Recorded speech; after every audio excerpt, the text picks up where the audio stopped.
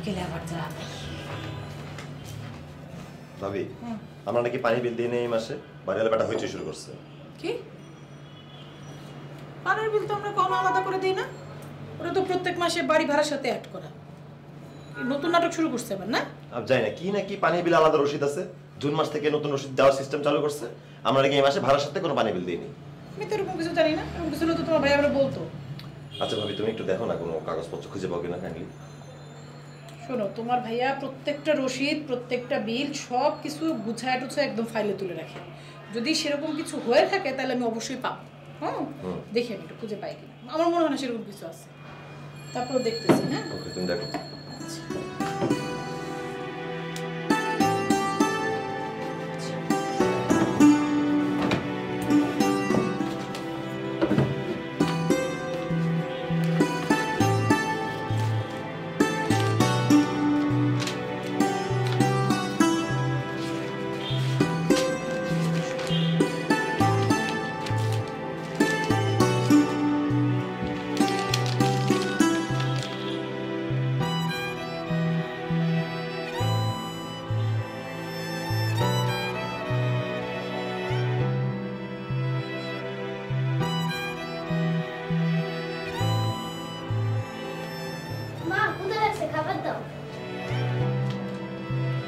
কি হইল?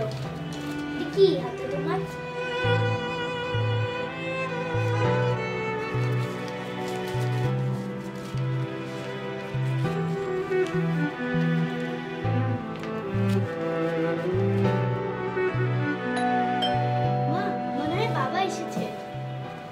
বাবা এসেছে কিভাবে বুঝলি? কারণ বাবার কলিং বেলের শব্দ একটু অন্যরকমই।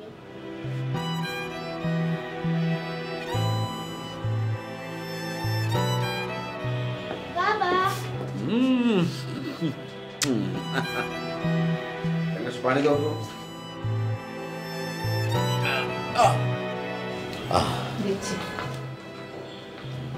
বাবা জানো আমাদের স্কুল থেকে না পিকনিক ছাড়বে, সবাই পিকনিকে যাবে।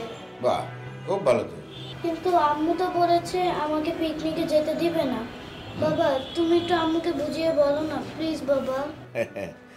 নিশ্চয়ই বুঝিয়ে বলবো যাতে তোকে পিকনিকে যেতে দেয়। কি খুশি? থ্যাংক ইউ বাবা।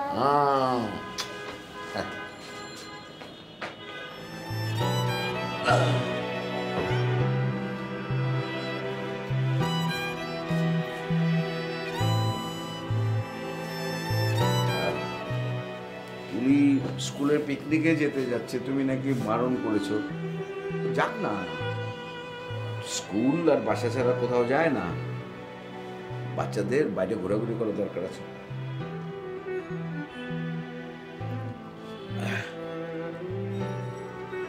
কি হলো?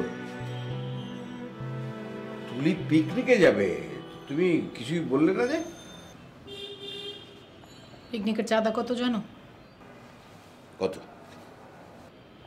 3000 টাকা। দিয়ে দাও, বাচ্চা মানুষ আবদার করেছে।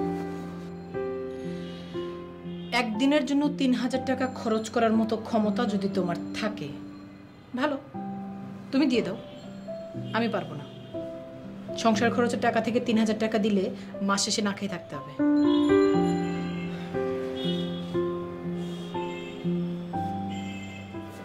কি হয়েছে তোমার? কি হবে?